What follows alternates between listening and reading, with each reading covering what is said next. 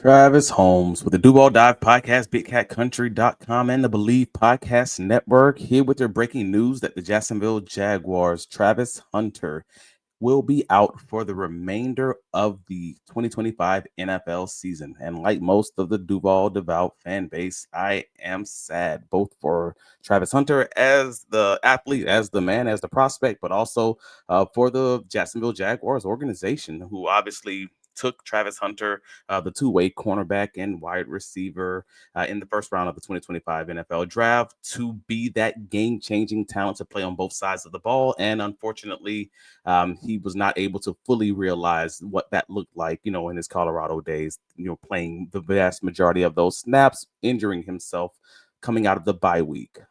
So to those who haven't heard, per multiple reports, and the team has already confirmed, Jaguars cornerback and wide receiver Travis Hunter underwent season-ending knee surgery on Tuesday for an LCL repair.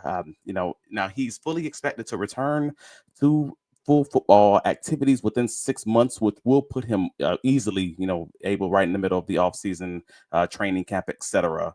To be able to kind of practice and do all of those things. He should be generally good to go. I've heard a few people also mention the fact that Travis Hunter, that he had an LCL injury, and that LCLs are generally rare, but they're actually not rare at all for, athletes, just because of the higher force on the outside of that knee joint. And if you were to believe the previous reports, which also were confirmed by the Jaguars organization, they basically stated that the procedure was performed by Dr. Dan Cooper and the Jaguars team physician, Dr. Kevin Kaplan, in Dallas, Texas, and that there were no additional damages to the knee, ACL, any other areas of the body as far as that part is concerned. So with not having any additional, ACL, PCL injuries or any extensive knee damages, things like that, sometimes teams and players will opt to go the conservative route, which means generally they try to heal with non-surgical treatments, with braces and physical therapy and things of that nature, which could be the reason for the delay after being placed on IR, since the injury did happen in practice after Halloween following the Jaguars bye week. But nevertheless, so that's the big news. The big part of that is Travis Hunter is out for the remainder of the 2025 season, when he also will have no long-term effects as far as that part is concerned. He logged 324 offensive snaps in the 2025 season, with an additional 162 defensive snaps, catching 28 passes for 298 yards and a touchdown, while breaking up 3 passes on the defensive side of the ball.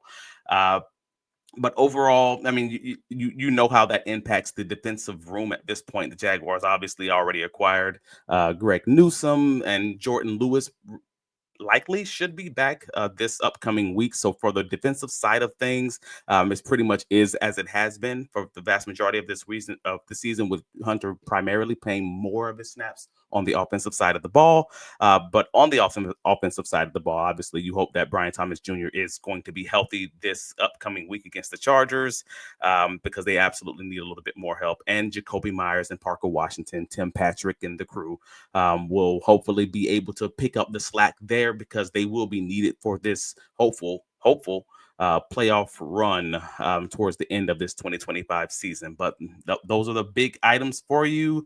Travis Hunter out for the year, and and he will have the full offseason to kind of just focus on diving into that playbook, getting himself back right for the 2026 NFL season, and for whatever that part of the rebuild looks like for this Jacksonville Jaguars new regime.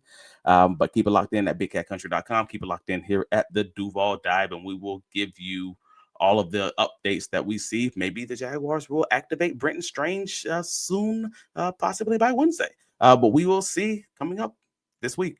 Chargers at home. Duval.